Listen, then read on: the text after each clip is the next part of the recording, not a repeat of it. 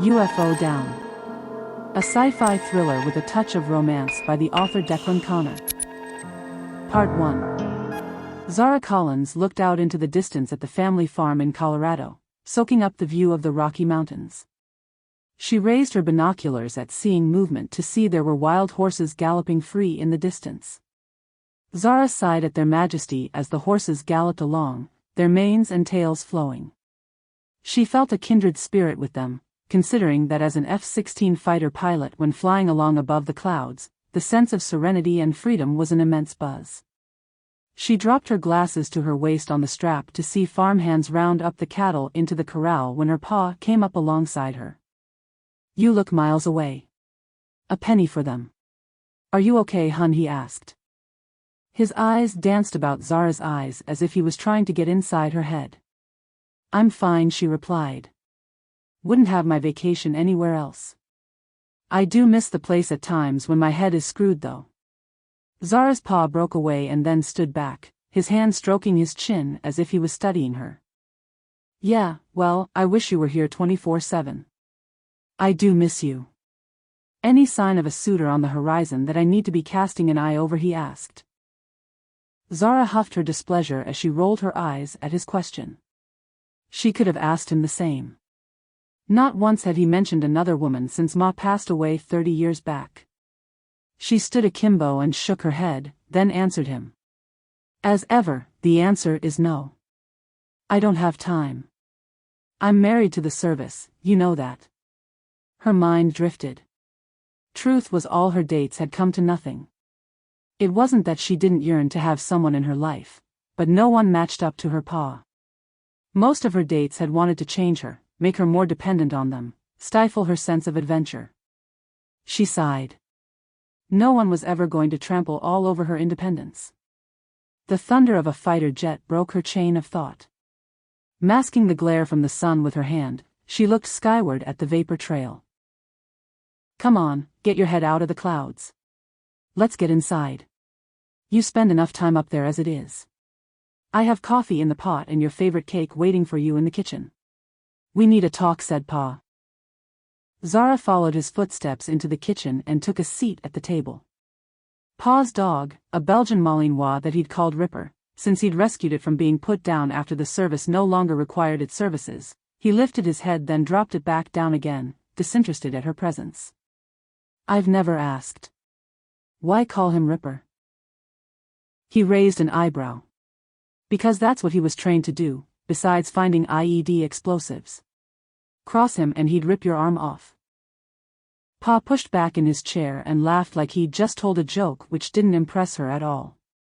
She wriggled her nose as she cut a slice of cake while Dad poured coffee from the pot. She wondered what it was he wanted to talk about. He took a seat facing her. By his expression, she could see some words of wisdom coming at her. "What is it you want to talk about?" she asked him, as he was doing that thing again, staring at her like he was trying to read her mind.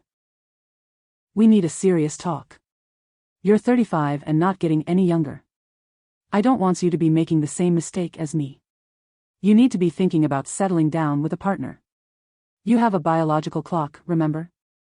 I left it too late with my service in the army, or you'd likely have had brothers and sisters.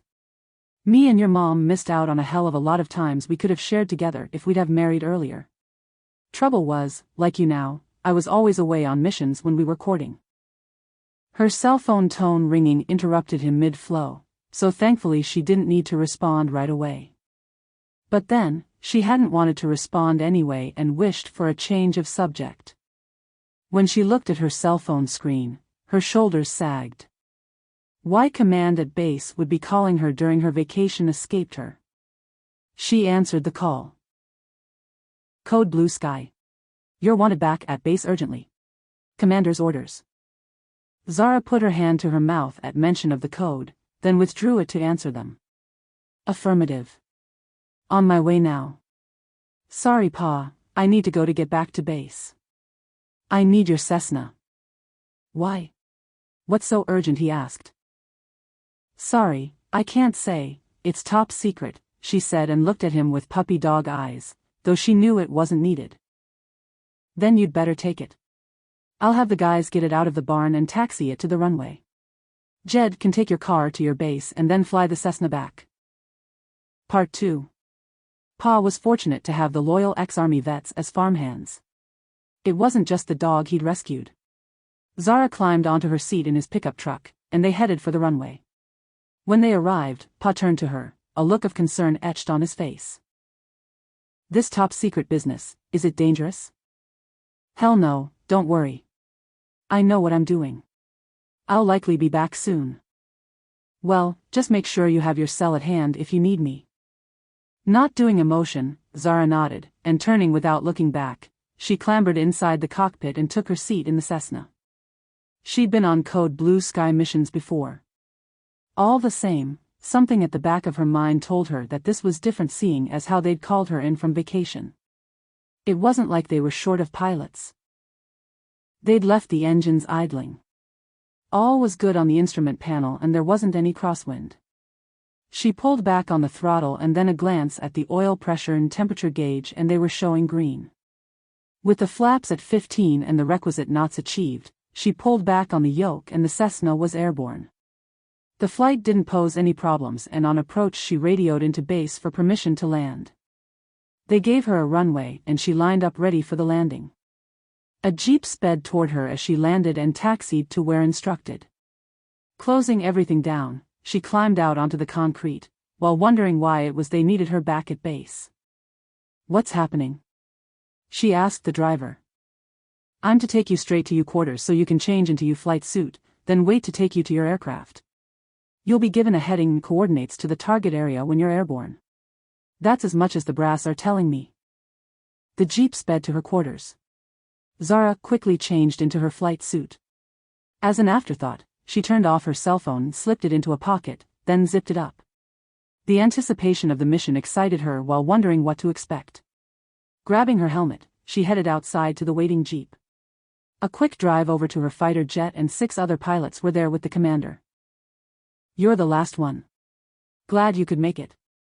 We've had reports from a Navy exercise of at last count they have 20 UAP triangulars buzzing their formation. That's more than we've ever had at one time. Our orders from the Pentagon are for us to break them up and give chase, make a nuisance of ourselves. Off you go. We already have 14 craft out there, but they're playing games with us and we need to match them one-on-one. The group split up. Zara climbed the step to her F-16 while thinking the mission to be a waste of time. If it was like other encounters, the F-16's maximum knots were no match for the UAPs. What she did think strange as she settled and strapped into her ejector seat in the cockpit, was that they hadn't dispersed already as usual when challenged. With all the connections made to her flight suit and confirmation the canopy to the cockpit was secure, she worked her way through the pre-flight checks.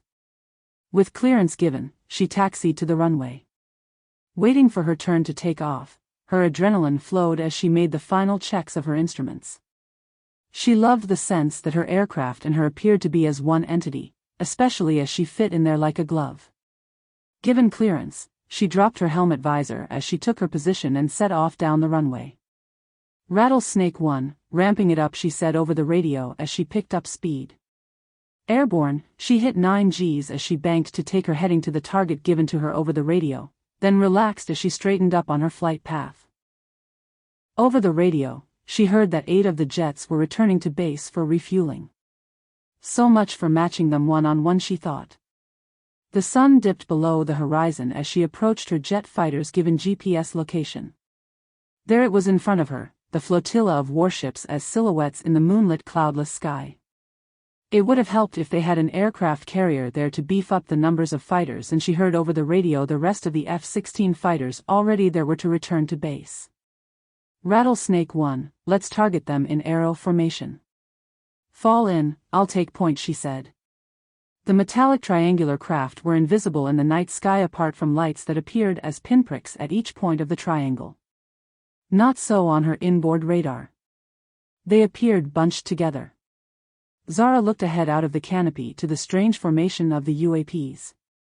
They were rotating in unison, their lights and motion appearing as electrons surrounding the nucleus of an atom, well, not really an atom, but one of their craft in the center of their orbit. Zara headed straight for them, expecting them to disperse in a flash and to disappear as usual. "Abort, abort," she screamed over her comms and banked sharply to avoid colliding with them. She'd played chicken with them only to blink first as they held position. Luckily, the formation had all followed her lead. Rattlesnake 1, circle them at a distance. Let's see if we can get a handle as to why they're not moving. Cobra 2 reported that his weapon system was offline. Zara glanced at her control panel to see it was the same for her weapon system. All reported the same malfunction. "Well, it's not like we have orders to unleash them. Let's observe them," she said over the comms. Keeping an eye on the UAPs as they circled them, she noticed that the orb pattern they formed moved in tandem with jerking movements of the one in the center. Base called her over the radio to say the cavalry was on its way. ETA 14 minutes.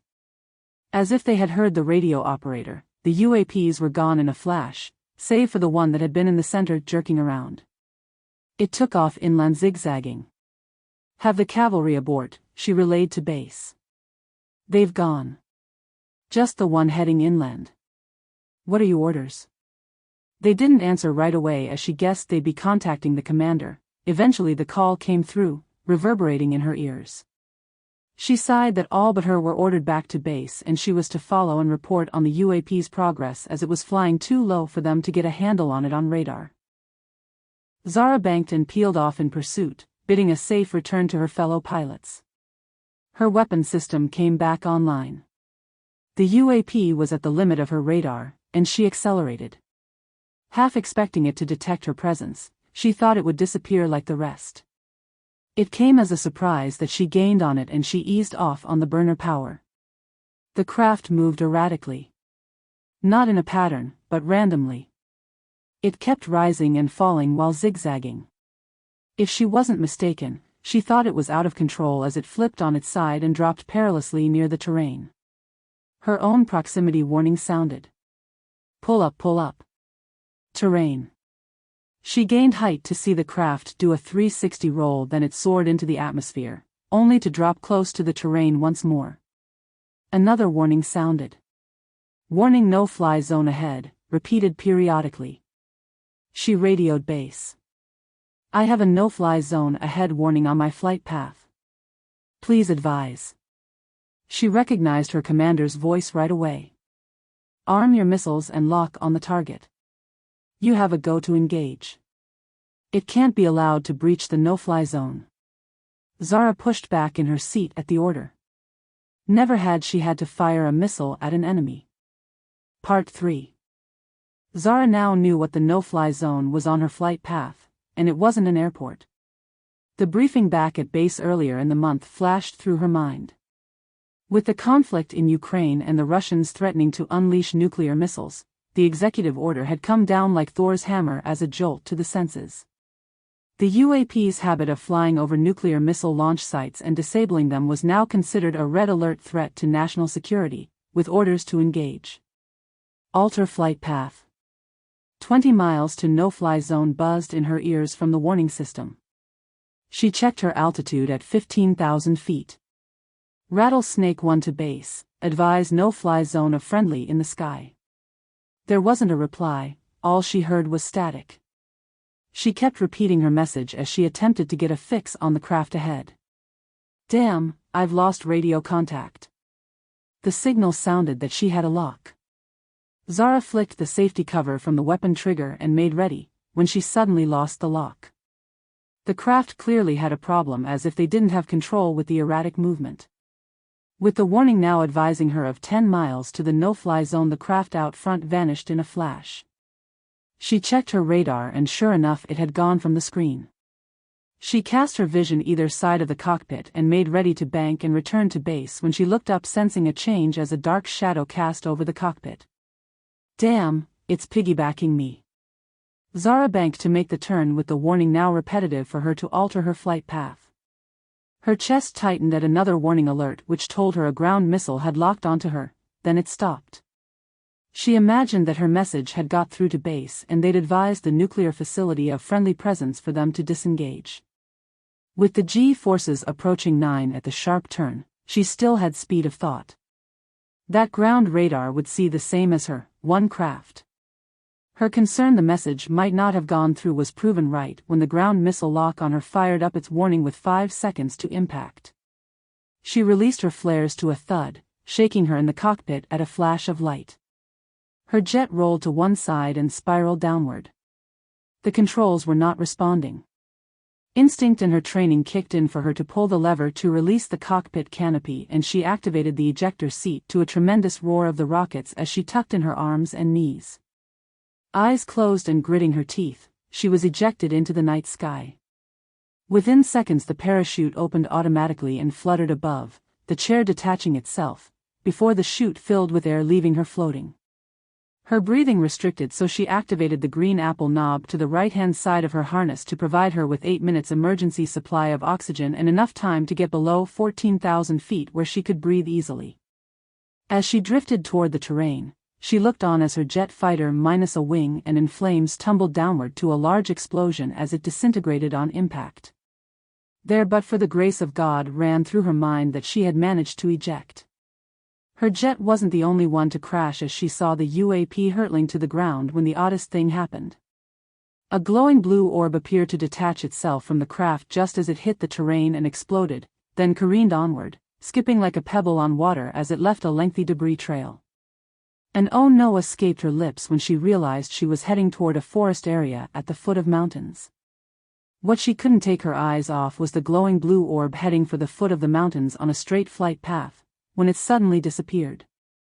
Zara closed her eyes, her whole life passing before her.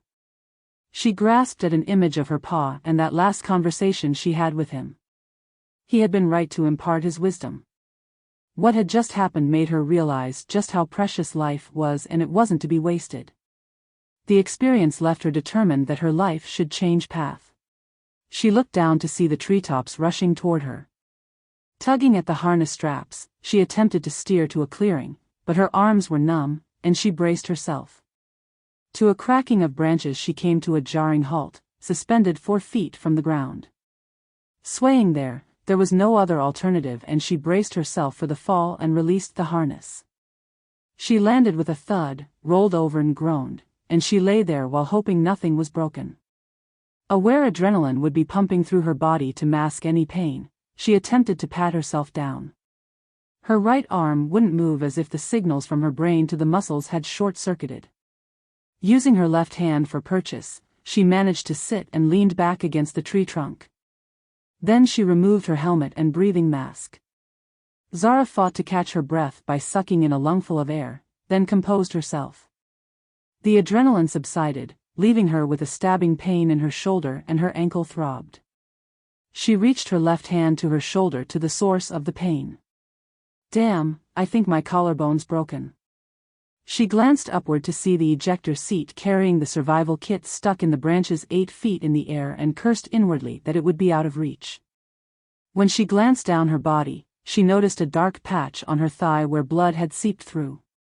She closed her eyes and sighed at her predicament with her satellite phone stowed in her survival kit. She snatched a look to her right and froze at the sight. Through the tree trunk she could see a glowing pulsating blue orb, but more disturbing was when she saw a silhouette of someone exit through a door opening, and she gasped, not believing what she was a witness to. Part 4. Not one to get flustered, this time panic set in after what she had seen of the orb and its occupant. It came to mind that it was imperative for her to contact base with the intel on the alien, and not only for them to locate her, but to have her injuries seen to by a medic urgently. Zara felt for her cell phone and unzipping the pocket, she retrieved it and lay it on her upper leg. She had to move it onto its side to get purchase to switch on the power with her left hand. She smirked that she had broken protocol to have the phone with her, but then she knew she wasn't the only one who took their phones with them, and the brass didn't seem to want to clamp down to stop them. Her smirk soon disappeared and her shoulders hit south when she saw there wasn't a signal. Staying put wasn't an option. Maneuvering to her knees, she used the tree trunk to get her to her feet, then limped around, unable to put pressure on her right ankle. She cocked her head at the unmistakable sound of helicopters. Unable to determine their location other than maybe to the south of her position, it was impossible to get a fix on them through the dense foliage. At least she knew they'd have search parties out looking for her. That aside, she knew she couldn't rely on them finding her. Not in the dense forest she'd seen from above that stretched out for miles. Her survival would depend on her own initiative. She knew that much from her pa growing up and camping in the wilds. With that in mind, she looked around the undergrowth for a fallen branch, every now and then glancing over in the direction of the orb, but not seeing any sign of the alien. The bright orb suddenly blacked out. Zara sensed foreboding the alien might find her. She picked up a fallen branch with a stout curve where it had joined a tree trunk. Reaching up, she hooked the strap to the ejector seat, but no matter how much she pulled on it with her one arm, it wouldn't budge. Zara wrapped her arm around the branch, holding it tight to her chest, and then launched her feet off the ground with her good foot and swung there. Nothing happened at first, then she jerked downward to a snapping of branches and fell back onto the ground only to get covered with the parachute fabric. She lay there in pain but laughing, until she realized she might give away her position to the alien. She crawled from under the fabric, dragging her survival kit with her. First thing she did was to try to call base on the satellite phone, but then sighed at no response. She turned her attention to bandage the wound on her thigh, then her swollen ankle. That done, she opened a sachet of water rations and gulped it down, discarding the sachet once empty. She could still hear the faint sound of choppers, but they were not near enough to waste a flare. Her head cocked at hearing twigs breaking. Zara retrieved her 9mm pistol and, dragging her survival kit with her, she crawled on hands and knees into thickets of undergrowth to lay low. Even better, there was a dip in the ground filled with leaves that had blown in there, and she sank into them as if the leaves formed a luxurious mattress. She lay there with senses heightened, clutching her pistol to her chest. A good 30 minutes and the twigs snapping seemed to be a false alarm, probably a critter, she thought. Eyes heavy and with the painkillers working that she'd taken from the medic kit, she felt herself drifting to sleep, however much she fought against it. Sleep finally won the battle. Zara awoke to muffled voices while laying on her side. She was about to call out when someone from behind her put a gloved hand around her mouth while trapping her arms with their other arm wrapped around her, then simultaneously wrapping their legs around hers in a vice-like grip so that she was immobile. She could see her pistol close by in the leaves, but it might as well have been a mile away. This was clearly no rescue, but just what her captor's intentions were she couldn't imagine. The voices grew louder. "This is where she landed, Captain. She's alive, see here, I found these," a water sachet opened and some bandage packaging. "She must have moved on and taken her survival kit with her." Zara's eyes scrunched in despair that a search team were so close, and yet as she was immobilized, there wasn't anything she could do about it, such was her captor's hold on her. She heard a response. "Collect her parachute and the ejection chair. She's bound to call base with her position. When she does, we'll locate and interrogate her as to what she witnessed, then snap her neck and stage an accident with the parachute attached to her. Last thing we want is another damned Roswell to get out there that we have an alien craft with bodies. I've had the Army and crash investigators stand down to leave the search to us and to retrieve the downed UFO, what's left of it.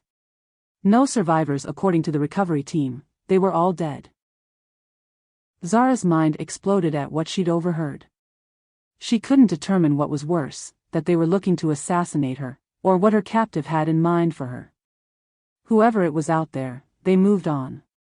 The grip on her remained for around 15 minutes when she heard a whisper. "I'm not going to hurt you. Don't make a sound and I'll try to help you. In fact, we can help each other. Just don't be alarmed when you turn over. You'll just have to trust me." Zara didn't think there was any other option but to play along with her captor, and she nodded her compliance, while eyeing her pistol and hoping the situation would arise for her to get the jump on her captor. As he released his grip of her mouth, the anticipation of who he was, and what he might want of her, smashed at her brain. Part 5. Her captor had only slightly moved his hand away from her mouth.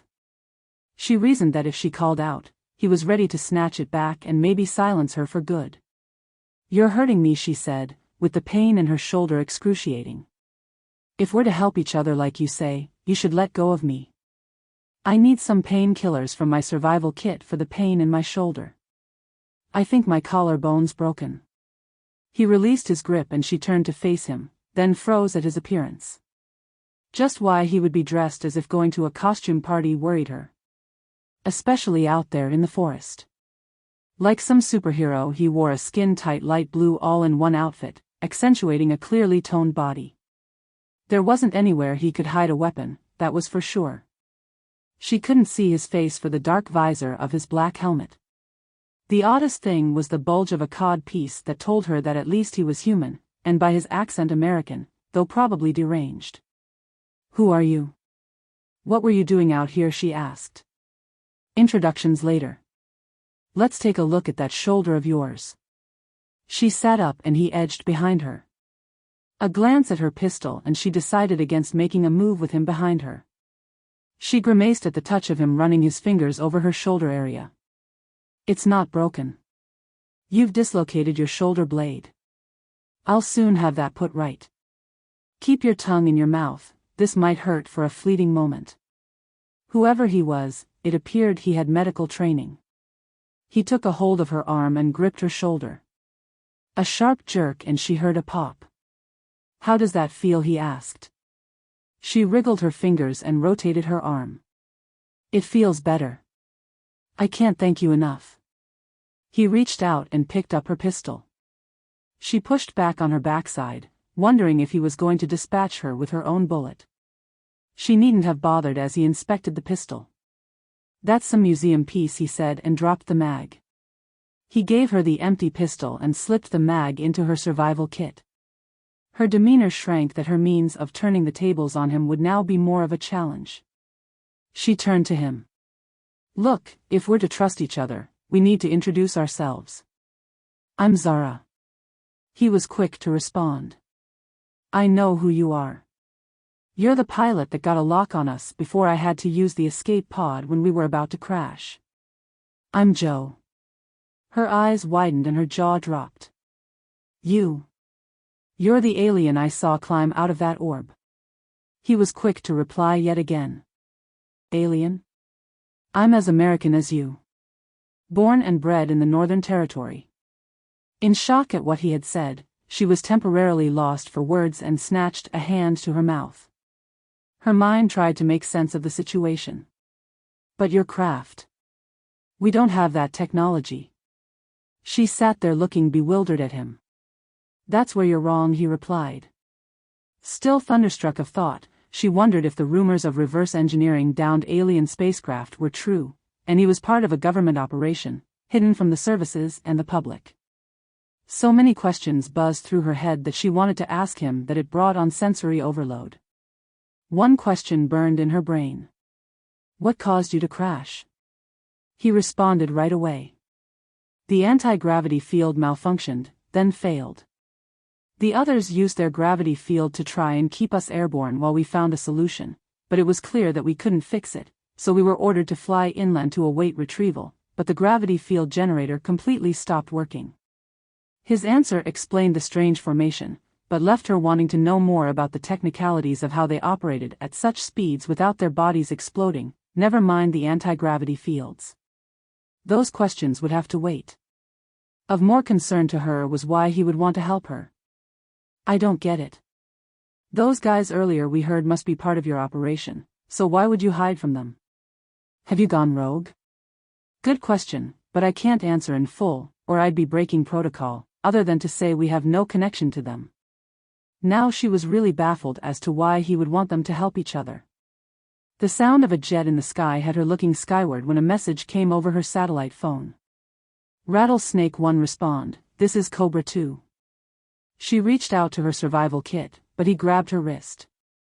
"Don't respond or they'll get a fix on you and report your location to those on the ground searching for you.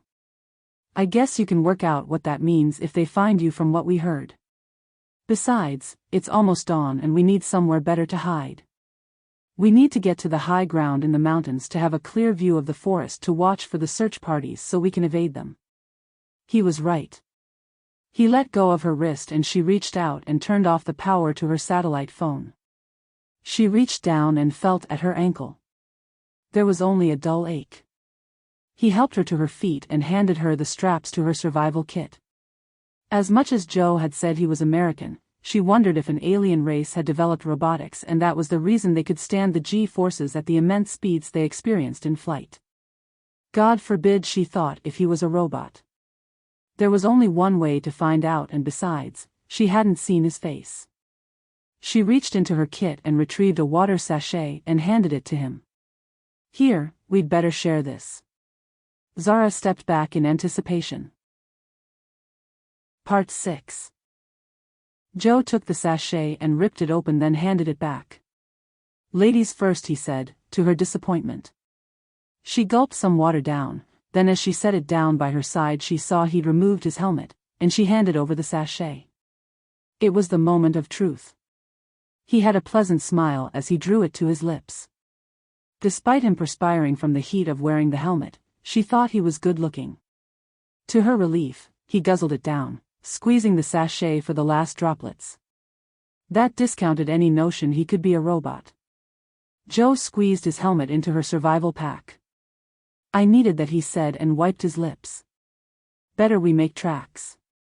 With the straps of her kit over her shoulders, they moved on with Joe out front and came to a slope. Joe climbed up the rocky slope while stooping, and using his hands on the rocks for purchase. She was distracted with his naked appearance, with his skin-tight suit, leaving little to the imagination. With her ankle not causing other than discomfort, she hurried up alongside of him. The terrain flattened and they pushed on until they reached the foot of the mountains. She sighed as they made the arduous journey up the mountain. He turned to her. "We should only go as far as the tree cover and rest there," he said. As they trekked on, she thought about her predicament. If she couldn't contact base because it would alert those guys who were after her for them to locate her position, what if they still wanted her terminated if she managed to get back to base? Besides, she reasoned that she would be likely ridiculed if she told her story about Joe and his secret organization.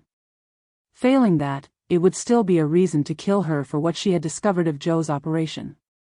Last thing those guys looking for her would want would be for the public to find out about the technology advantage the US had over their adversaries. She shuddered at the probable logical outcome of her reasoning. Her thoughts were interrupted when Joe placed his hand on her shoulder, stopping her mid-step. They were in a clearing and she could see helicopters moving along in a line over the canopy of trees. Clearly a search pattern. "We're in luck. There's a cave over there," he said and pointed. Zara was relieved, knowing she'd gone her length with her leg muscles taut. Not only that, but she knew the choppers would have thermal imaging, which sort of freaked her out. They both of them scrambled inside the cave and dropped to their backsides with their backs against the wall of the cave. Zara's nose twitched at the foul odor of damp, but at least they were safe under cover. She tapped her nose. "I've been thinking," she said. "The only person I can think of to help us is my pa. I really need to contact him. I have a cell phone and I noticed a comms tower higher up the mountain. It might have a cell phone relay." He shuffled over to sit next to her. "I've studied your communications system. It's not safe. I read that security services can listen in on calls. Chances are they could contact the search team with your cell's location." She wondered what he'd meant by your communication system, like it was foreign to him. She wondered if he'd been brought up from birth in a secure system, considering the security they'd need to hide their project. It also hadn't made sense when he'd said he was from the Northern Territory, which wasn't a normal expression. "Where are you from?" she asked. "The Citadel." "Sorry, Denver City." She knew he was right about the cell phone's lack of security. She reached into her pants pocket compartment and pulled out her map. She took out her GPS coordinator that she'd marked with the coordinates where she'd landed in the forest. Her finger moved over the map, then she stabbed at it. "We're here. And see there, there's a road to a dead end which I imagine is to the missile silo area which isn't marked. But before that, there's an intersection to a small town. Probably built it for the support staff. If they have a payphone, I could phone Pa to come and get me and hide out at the farm, or maybe buy a pay-as-you-go chip, so it wouldn't come back to me when I call him. Our farm is only 50 miles to the east of here." What she'd said had him looking confused from the moment she'd mentioned a payphone. He gave her a questioning look, Then, as if he'd decided not to ask what was on his mind, he smiled. That makes sense for you. I'll need to wait here for a crew to pick me up. I have 20 hours before they arrive and pick up the location beacon from my escape pod. If you're going to that town, I'd wait for darkness and hope the choppers have called off the search. Someone seeing you wearing your flight uniform will likely report it to the police if it's been on the news. Zara slumped back against the wall, deflated. He was right yet again. She knew she'd stand out like a sore thumb. He put an arm around her. Cheer up. Tell me about your pa. The hours passed by until darkness fell. They'd laughed and joked, and to say he was a stranger, she felt at ease in his presence. It sort of endeared him to her even more when he said he'd accompany her to the town. He obviously had the same sense of adventure as her. Especially as he'd stand out more than her in a crowd with his costume. She rose to her feet and stepped over to the cave entrance. There were no choppers in the sky, but she did see flashes of light in the canopy of the trees a good distance away. She imagined it was the search team looking for her with flashlights. We should go now, she said, and they set off to get to the road. Almost at the road, Zara saw a cabin in darkness in the trees just as she heard the roar of a helicopter. Quick in there or they might detect us, she said. There wasn't a vehicle there as they stood under a canopy at the door. She tried the handle, but it was locked. Reaching down, she lifted the mat. Bingo, there's a key. Inside she accustomed to the light. The kitchen cabinets were empty, and the refrigerator's door was open and empty. Must be a vacation home, she said and stepped into a bedroom. She opened the closet wardrobe to see clothes hanging. Try on those clothes, she said, as she wiped her hand down a row of women's clothing. She picked out a pair of jeans, a blouse and a hooded top. In the bathroom, she quickly changed. The jeans were baggy, but the waist fit. When she exited, Joe was in the hallway pulling up jeans over his costume. Are you not taking that off? She asked. No, I'll need it for the flight back home. Zara couldn't believe their luck. She looked out of the window to see the chopper with its searchlight beam casting light over the trees. She turned to Joe. Look, they're looking for me. Not for you. They don't know about you. Let's walk out there in plain sight holding hands. They won't be looking for a couple. The sooner we get to the town, the better. I'll leave my flight suit and pack here. I have coins for a payphone, or some bills to buy a SIM. Good thinking. Let's go. It seemed he definitely had a sense of daring the same as her. Most men she knew would have cowered back there in the cabin, or tried to prevent her from leaving. Hand in hand they headed for town. The chopper headed right for them, its searchlight growing ever nearer. Better make this look good, said Joe, and swinging her around, he planted his lips on hers. Shocked at first, she drew her arms around him, stroking the nape of his neck, lost in the moment. The beam passed over them and moved on. They broke away and exchanged looks. What was that? She asked, though not in a protesting manner. Hope you enjoyed that as much as me, he replied, and taking a hold of her hand again, they glanced at each other. Come on, let's get to town, Zara said. She walked on with a smile until they reached the town and arrived at a small gas station with just the two pumps. It didn't have a store, but there was a payphone outside. She made the call and Pa answered. It's Zara. Don't ask questions. I have limited time on a payphone. I'm in trouble. I had to eject. There's people out here wanting to harm me, you have to come and get me. Grab a pen. I have the coordinates. She drummed her fingers on her thigh as she waited until he returned. She gave him the coordinates for the cave and details of where to park at the cabin. Pa, come in your hunting outfit and bring a rifle. The pip sounded as the money ran out.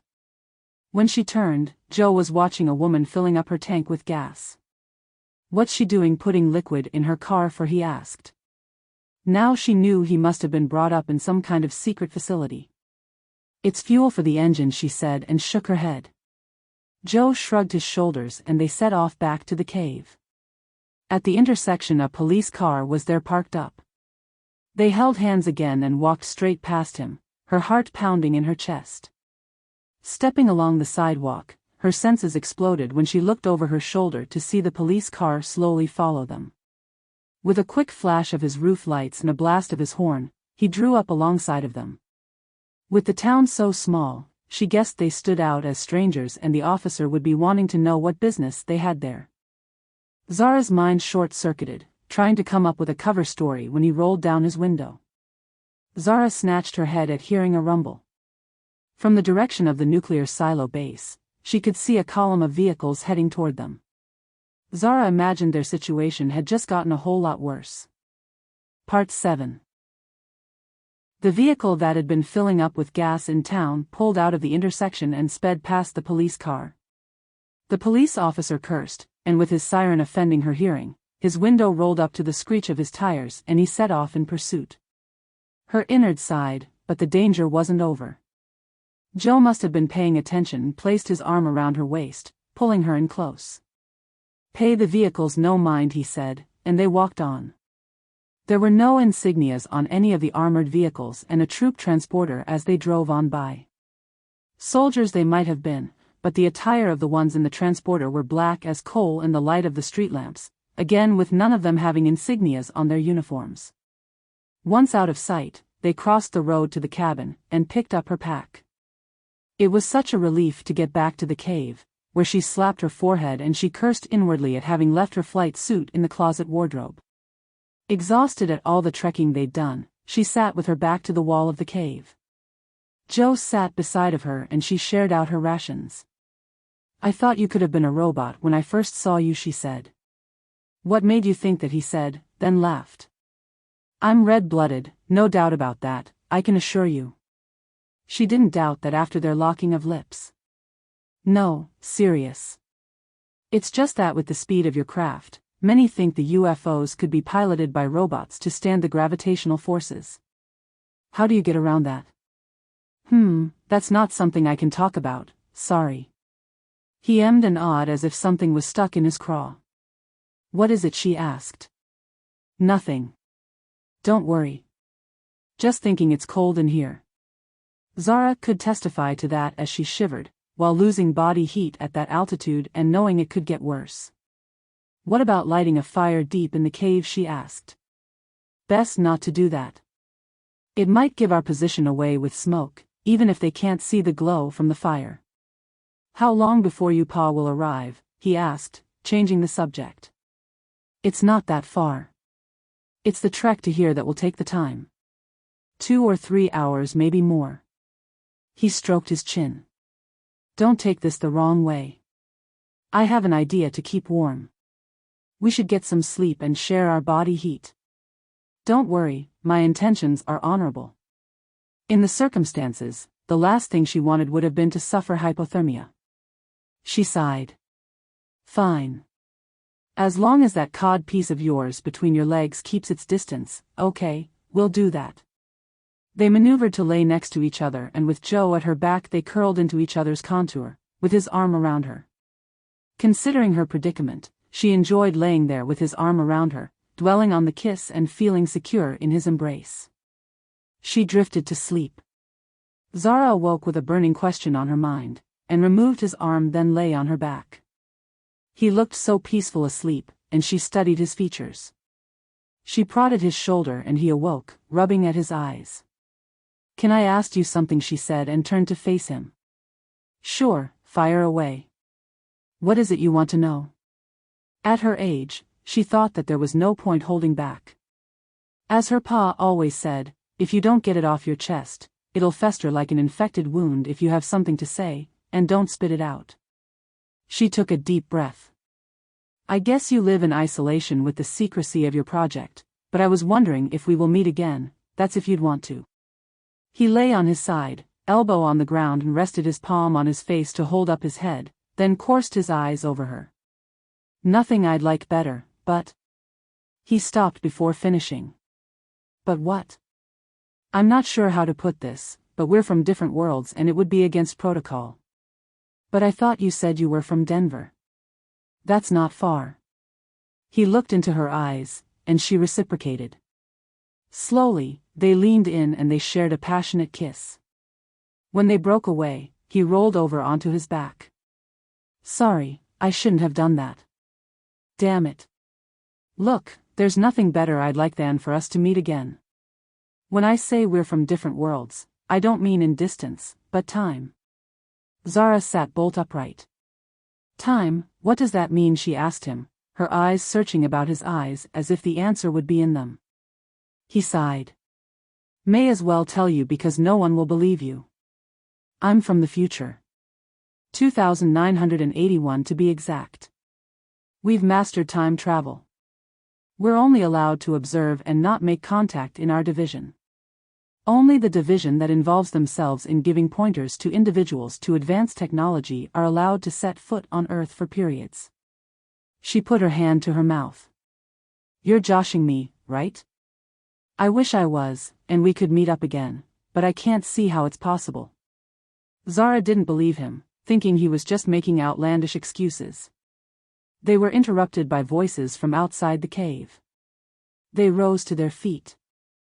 I think Pa is here, so I guess it's goodbye, she said and pouted her lip. He stepped up to her and gave her a hug, but her arms remained by her side, the spell broken. He broke away from her. Look, I really am sorry, he said. She lifted the straps to her back and turned to leave, her eyes moist. Wait, you don't know it's your Pa. Best load your weapon. Without looking back, she reached for her pistol from her waistband, then for her mag and clicked it into place. I'll come with you, he said. Don't bother, I can take care of myself. Safe flight to wherever this la la land it is you come from, she said sharply and marched off in the direction of where she heard the voices. 50 yards and she stopped, hearing nothing. The next thing she knew, she was taken to ground, ending up with a mouthful of fallen leaves. It's a search party, she heard Joe whisper. Get behind those bushes. They scrambled over there. Thanks for the warning, but why follow me? He replied right away. I want you to come with me. Stay here and you'll be a fugitive for life hiding in a basement at your dad's farm, unable to leave. She was stunned by the offer when she saw her Pa and some of the vet farmhands, not dressed in hunter's attire, but full battle fatigues and armed to the teeth. Pa, over here, she called out. When he arrived, he squatted beside her. Who is this? Pa asked. He's Joe. We've been looking out for each other. Better fill me in. I've been going out of my head. I saw about a fighter jet crashing on the news. Who is it that means you harm? She took him out of earshot and told him everything about what had happened, together with Joe's ridiculous story that he was from the future and that he wanted her to go with him. Pa gripped at his jaw, then let go. Look, you say that you saw his craft, and the escape pod, how ridiculous is that? How is that any different from what he says? He has to have come from somewhere. As crazy as it sounds, he could be telling the truth. Everyone flinched at rifle shots and hit the ground. Bullets ricochet on the rocks behind them. All hell let loose with Pa and his team letting loose with return fire. Jed scrambled over to her Pa. I found their frequency. They think she's called in the army or the National Guard to rescue her. They're ordered to take us all out. They're bunched out front from what I saw. We could exit left before they spread out. Joe stepped over. I have to go now. Come with me. Her Pa turned to her. Follow your instincts, and if it doesn't work out and you come back after I'm gone, the farm is held in trust. He's right what he told you. What would your life be like hiding in the basement? Just go. Live your life to the full like I've always said. She hugged him. Love you, Pa. Love you too. Now get going before we get overrun. We'll cover you. Just make sure you look after her, Joe. I will, sir. You have my word. Joe took her hand and stooping, they set off running to a hail of gunfire from her Pa's position. The hairs on her neck bristled at not knowing if they'd make it to the orb when a bullet thudded into a tree trunk beside them. With her adrenaline flowing, fear struck that bullets might have their names on them.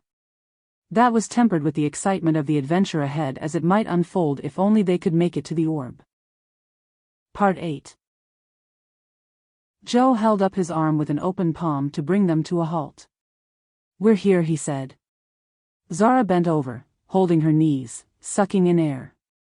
When she looked up, she could see nothing of the escape pod. "Where is it?" she asked. "It's in front of your nose." I powered it down into mirror mode. Zara squinted her eyes, and sure enough, she could see a distorted image of the surrounding foliage. Joe placed his palms on the orb to it, immediately glowing blue, and an entrance opened up and a walkway dropped down. "Wait here and start stripping. That means everything, even your underwear." "Everything? You mean I'm to travel naked?" "Why?" Joe snickered. "Procedure, we have to guard against transferring bacteria." "But no, you won't be traveling naked.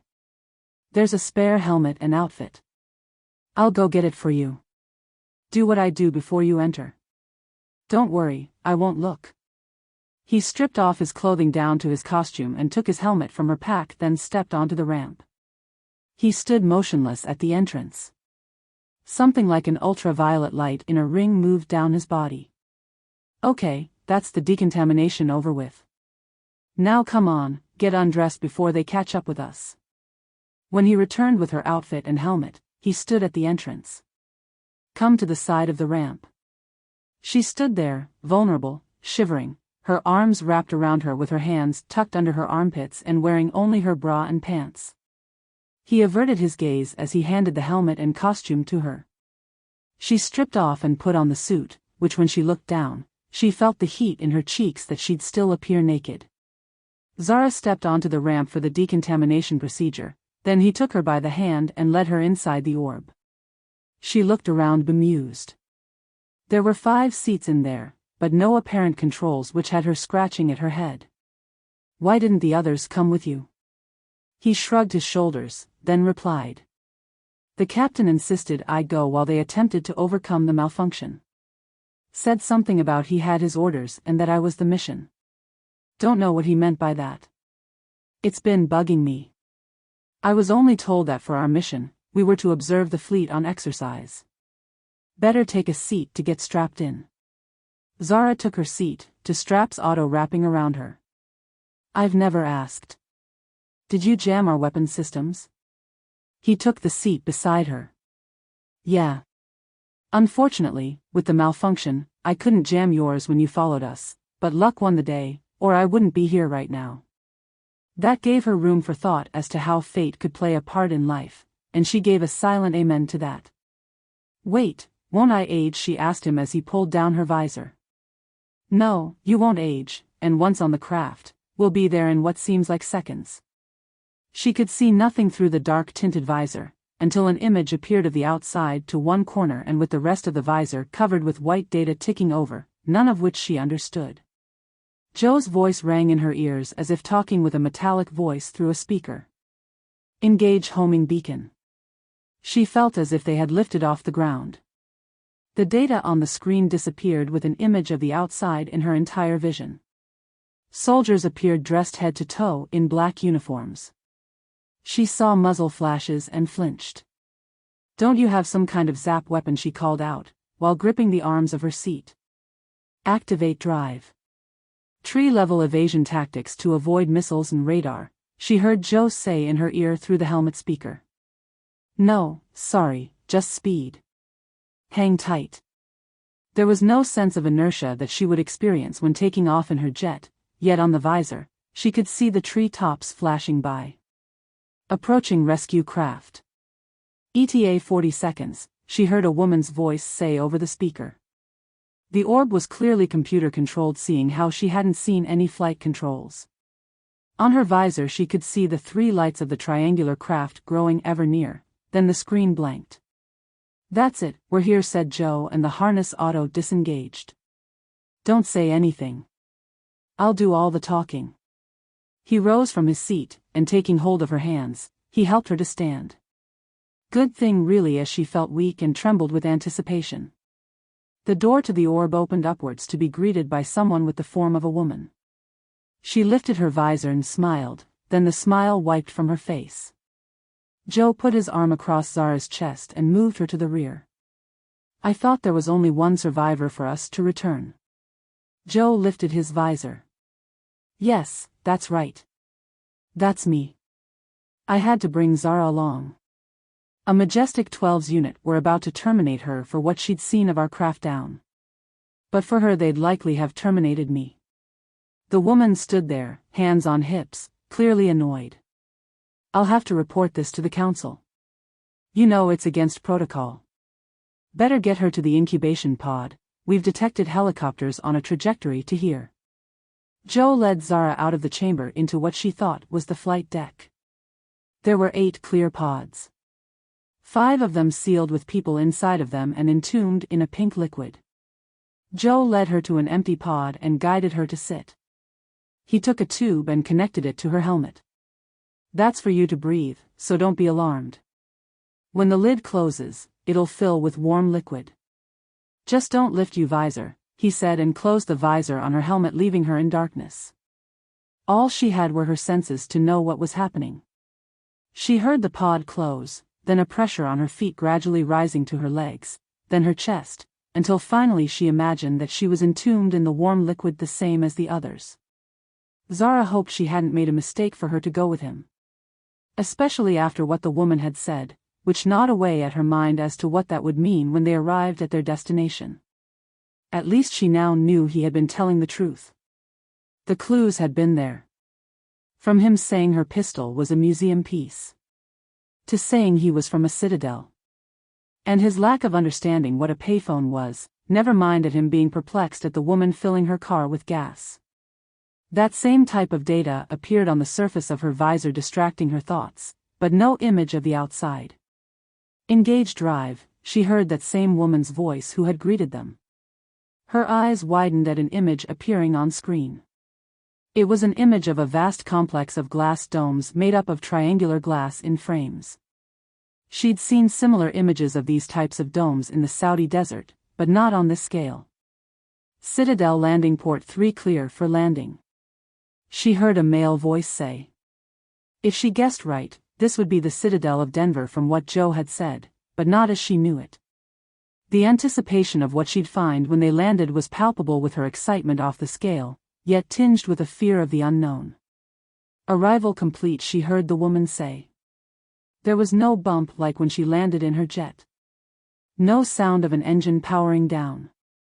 She sensed the liquid draining, then a blast of warm air. Finally, the pod opened for her to be greeted by Joe. He lifted the visor, then unplugged the oxygen tube. That's it, we're here at the Citadel of Denver. You can relax now. She ran her hands down her costume. The blast of warm air had dried her out. So, the pods are how you don't experience G-forces. I get it now. The woman who had first greeted them stepped over to them, who she assumed was the captain. She had a serious expression on her face. The crew exited. You're not to exit, but to wait here for an escort to take you both to appear before the council. The woman did an about-turn and hurried for the exit. She turned to Joe. What will that mean? Will we get jail time? Nah, don't worry. The main thing is you're here now. They'll just have to accept it. He was saying that, but concern was written all over his face. Part 9. Marched out of the craft, the guards had her place her hand on a glass plate at a desk. What's this for, fingerprints? No, it's for a DNA profile, said the woman at the keyboard. You'll need to be biochipped if you're to stay here. The woman frowned. Damn, the system's gone haywire. Zara leaned over to see the screen. Results not available without purple security clearance, it read. The woman scoffed. I've never had that happen. We'll have to try again later, the woman said. Joe shrugged his shoulders. They were moved on by their escort to what looked like a golf cart without wheels and told to sit on the back seat. The vehicle rose slightly from the ground, then sped on without any sign of a steering wheel. What type of propulsion is it using to float and drive, she asked. Magnetism. It's auto-guided. Nerves on edge as to how the council meeting would play out, she failed to take in the surroundings as they sped along. What's this protocol we've broken, she asked. Not we, it's me who's broken the protocol. It's the time continuum paradox I've broken. She turned to him. What the hell is that when it's at home? Never heard of it, she said, and awaited his response. We can't do anything that would alter the future, which is why we don't carry weapons on our crafts, only the means to disable others' weapons. Think about it. If we were to take a life, then a whole host of offspring out into the future wouldn't exist. If that were to happen and you could see it simultaneously as someone was killed in the past, people in the future would disappear before your eyes. She had to think about that one. Wait, so if I'd have killed someone in the past, people in the future would disappear, she said, and then wished she'd have bitten her tongue as she realized that would only happen with people from the future interfering in the past. Sorry, I get it now. But you said you have a division that imparts knowledge. How does that work? He put both hands to the top of his head and scratched at his hair with his fingers, then answered. That division is only for men who are impotent or women who are infertile for that job. That's so it doesn't interfere with any hereditary line in the future. But they're interfering with this paradox thingy if they're imparting knowledge like you said. Joe sighed. That's different. I'll explain later. We've arrived. She'd been pleased with the questions and answers, with them taking her mind off the meeting with the council members, but now her nerves started to frazzle. The guards escorted them to enormous doors which opened automatically. Joe took a hold of her hand and gave it a squeeze, then let go. We'll be fine. Don't worry. He was saying that, but when they stepped through the doorway, the scene took her breath away. There were 4 tiers of seating with what looked like 100 glum faces casting their eyes over them. There was just 2 seats facing the members and they took their seats. The chair called the meeting to order and ordered Joe to stand and to give them a briefing of everything that had happened on his mission. Zara listened patiently until he'd finished, when the chairman asked him a question that took her by surprise. You say you brought her here to protect her from assassination, but you know the protocol, so I must ask you what motivated you? Joe answered. I can't explain it, other than I fell in love with her the moment we set eyes on each other. I had a strange feeling that we were fated to meet. I couldn't leave her there to die. Zara had a lump in her throat after hearing that. She'd felt the same, but not dared to admit it at the time until he asked her to come with him. The chair rose to his feet. Council members, we have 2 choices. Send her back alone, or to send them both back. Vote now. Zara and Joe turned at the clip-clop of boots on the ceramics behind them. Damn, what's he doing here, said Joe. It's the Northern Territory Supreme Leader. Stop these proceedings immediately. I've heard it all, the leader called out, his voice booming and echoing around the chamber. They're to come with me to my chambers. I'll decide the way forward. Come along, let's not waste time, he said, beckoning them to him with the sway of his palm, and then he turned to the exit. Joe and Zara exchanged bewildered glances, then hurried after him. The leader disappeared through a door and they followed him into an office. He got straight down to matter-of-fact business. You're both to stay here for at least 8 months, then you'll both go back. We'll arrange for our people planted in admin back in time to supply a death certificate for Zara and a new birth certificate with a new identity and whatever other ID she'll need to throw off her adversaries. As for you, all you'll need is a birth certificate with your name as is and a social security number. Zara stepped forward. You can change my name all you want, but it won't alter how I look. They have facial recognition cameras everywhere now. He shook his head. You won't be going to 2024. We'll add 12 months to your age for the death certificate, enough time for you to have given birth to your new self. Add another 35 years and that'll mean you going back to 2060. Now go and enjoy yourselves, and for goodness sake, take her to the store for some clothes. I'll have admin add credit to your chip with enough for a full wardrobe right away. Dismissed, he said with a wave of his hand. Zara couldn't get her head around what she'd heard. Joe tugged at her arm and ushered her outside, when she had many more questions that she wanted to ask the Supreme Leader for it all to sink in. Come on, let's get out of here. He might change his mind and send you back alone to 24. Zara shrugged at that thought as if ice ran through her body. Part 10. Outside the council offices, Joe pressed a button on the wall and a transport cart arrived. When they arrived at the store, it was more of a factory unit than store. Like a child in a candy store, she ended up with a whole host of outfits, courtesy of the Supreme Leader. There was no cashier at a counter as the items were self-scanned. She looked on amused as Joe put out his arm for his wrist to be scanned. "What's that for?" she asked. He turned to her. "I'd better explain. Everyone has a biochip inserted at birth with their DNA and other metrics. Then, at puberty, monthly credits are allocated to the chip. The credits increase as you get to adulthood. We don't have money like in your time." Fascinating, she thought. When they arrived at his apartment, she was taken aback when she entered. Sumptuously furnished, the lighting came on automatically. She thought it odd there was no television. "I'll put your clothes in the closet while you take a shower." The both of them showered and changed. In the living room, the both of them flopped onto the couch. Joe turned to her. "We should go out to dine for us to celebrate the lifeline we've been thrown," said Joe. "That's fine by me, but I'm exhausted. I just want to relax for now and put my feet up." She drew her feet up on the couch and rested her head on his thigh. Joe ran his fingers through her hair. She needed that, feeling vulnerable in the strangeness of the time she'd landed in, but his fingers now massaging her scalp soothed her. "We could watch a film," he said. "Fine, but where's the TV?" "You'll see. Laura, fire up the image entertainment system." A square oblong box rose from the floor to eye level in front of them. Two panels in the wall appeared as if hinged to encompass the side of the box at an angle. A figure of a woman stood on the box. "What the hell?" she said and sat upright. "How did she get in here?" "What would you like to watch this evening?" the woman asked. Joe laughed. "Sorry, I should have warned you. It's a hologram entertainment system." Joe responded to the woman. "We'll watch a film, something motivational, Laura. I'll let you choose." She disappeared to the background, appearing on the walls surrounding the box, then the credits rolled.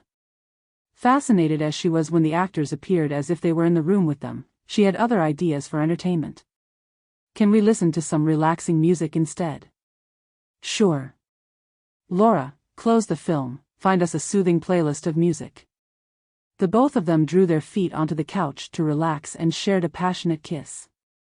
There was no breaking away this time as they stripped each other in a frenzy to get to making love. Laying there in the afterglow entwined in each other's arms, Zara couldn't believe how her wish to turn her life around that day when floating on her parachute would have turned out. As the months passed by, Zara had accustomed to living there, but she knew the time was approaching fast to return to 2060. Not for the first time it crossed her mind what to expect. One thing was for sure, her pa wouldn't be around unless he'd lived to beyond his centenary. That saddened her, especially as he wouldn't be around to see the granddaughter she was carrying. Strange as it seemed, the Supreme Leader had taken his place, ingratiating himself at their apartment regularly and checking on the progress of her pregnancy. Joe was just as bemused at his interest, but underneath the exterior of his authoritative nature, she thought he was kind of sweet. At least she'd learned from him why it didn't cause problems for them to interfere in them imparting knowledge to people in the past. They just couldn't do it openly for either the government or the public to discover their presence. It was what had saved humanity going into the future from what could have been 3 extinction periods from her place in time to where she was now.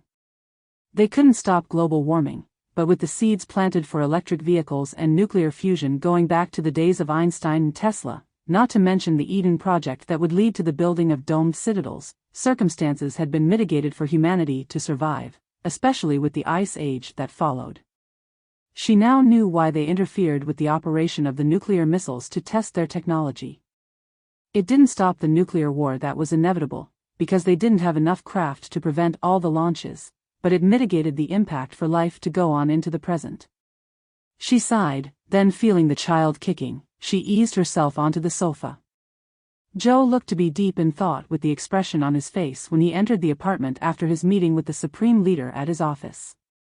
"How did the meeting go with Frank?" she asked. He stepped over and took a hold of her hand by the fingertips. "It's time. The medics say that our baby could be born at any time if it were to be early, so we have to go back now. I now know how you must have felt at thoughts of coming to live here, and it's scaring the crap out of me. Come here," she said, and he sat beside her. "We'll be fine as long as we're together," she said, and they shared a lingering hug. They broke away. "What troubles you the most?" she asked. "Farming. I wouldn't know where to start. What with all our meat synthetic and the fresh groceries produced in bio-farms with robotics, I wouldn't have a clue. Don't worry, just like you taught me everything here for me to be independent, I'll teach you when we get there." "When are we to go?" "Right away. He's had a special suit made for you to take account of that lump of ours," he said and laughed. "At least we can take clothes with us and change before we exit the craft." The sudden realization hit her that she would have the equivalent feeling as him of being a fish out of its bowl when they returned to the farm. A lot would have changed in 36 years. What worried her more than anything was that the majestic 12 Division that wanted her dead and buried might not have forgotten her, and the IDs they'd arranged for them might not work. Part 11. The Epilogue. After landing at the farm at night, and changed out of their flight suits, they stepped out of the craft with their cases. It still bugged her when just before entering the craft, Frank had arrived to see them off. He seemed to have hugged her for an overly long time, then breaking away she'd seen his eyes moist. He'd stroked her bulge gently. "Take care of Kath for me," he'd said. She'd thought that strange, as they hadn't even talked about a name for her daughter. The lights were on in the farmhouse some distance away. At a suitable distance from the craft, they stopped and turned to see it rise slowly from the ground. Then in a flash it disappeared. "Well, better see who is in there," said Joe. Frank had told them not to worry and that who was in there would be expecting them, but that was as much as he'd said. All the same, her throat constricted as they walked up to the door. It seemed strange to have to knock on the door and not to have walked right into what was her home. She knocked on the door, then Joe took a hold of her hand. Her heart pounded. The door opened to a flood of light onto the porch. The guy looked to be in his 70s, but strangely familiar. "Oh, it's you. You don't look a day older. I see you're pregnant. You'd better come in and sit down. Been expecting you. Better come on in, Zara." They stepped over the threshold. "Who are you?" she asked, bemused that he knew her. "Jed, remember. Your dad left a trust with me in charge unless you'd return. And here you are. Come on, put the cases down, I have coffee in the pot." "Oh, yeah, this is for you." He tossed an envelope on the table. Zara opened it to find the documents for their IDs. Her birth certificate had the name Clara Collins. "Some woman dropped it off and said to be expecting you and not to tell anyone." "As if I would," said Jed. Zara had so many questions, but one she put off asking, leaving it for later. "What happened that day when we were ambushed? Did you all make it out?" "Sure did. Likely took some of them out on the way, but we couldn't confirm it as it never hit the news. Bill took a bullet in the arm, but was saw to that when we got back here. They didn't know it was us. Bastards kept calling here looking for you for 5 years, and we knew they were surveilling the farm, but that's all stopped now." She didn't want to ask the question, but she knew she had to. "What about Pa?" "Oh, yeah. Sorry. He passed away in his sleep 30 years back now. He's buried next to your ma in the family cemetery on the farm. We buried Ripper next to him, who passed away shortly after." Zara's eyes moistened, but she held herself together. She pushed over the new birth certificate. "You'd better start calling me Clara. It's near enough to my old name." Jed studied it. "I get it. Your pa told me where you were headed in confidence, and I saw that orb dashing over the treetops. He said you might be back with Joe." Zara noticed newspapers framed on the wall. She walked over to them. The first one had the headline, F-16 fighter crashed on a training flight. She read on and smiled. The pilot is believed to have survived when a couple arrived at their holiday cabin and found her flight suit. The mystery remains as to her whereabouts, with her commander saying she might have suffered amnesia and the search will go on. The second one had her snickering and Joe joined her. She read out the headline. UFO down, fact or fiction? A hiker says he witnessed a dogfight between a UFO and a jet fighter from the mountains near a nuclear missile site, with both crashing. Representatives of the joint services say there was no such event, and all he'd seen would be the rockets of the pilot ejecting her malfunctioning fighter jet before the jet crashed. Just shows you can't believe all you see in the news, said Zara. Jed stepped over to them. I'll go and put some bedding out for you in your old room, said Jed. With Jed gone, Joe took her by the hand and led her back to sit at the table. There's something I have to tell you. I had to swear not to say anything until we were back here. Zara pushed back in her chair, not having a clue what he was about to reveal. Well, go on. Spit it out. He looked tense before answering. Frank pulled me to one side before we embarked. He explained to me what had been bugging us, and why he'd taken a shine to us and protected us, not to mention his interest in the progress of your pregnancy.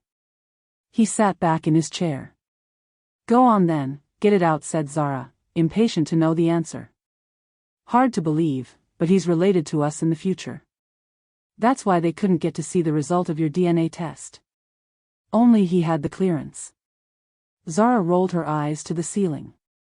Hell, that's why he said our child was called Kath, short for Catherine. He must have looked up his ancestry. That will have told him that if we didn't survive for me to give birth, he wouldn't have existed. How weird is that? But what if we decided on a different name? Joe answered her. We can't. I guess it's set in stone if it's recorded in the future. So really, we're stuck with it, or it might change the future. Zara huffed.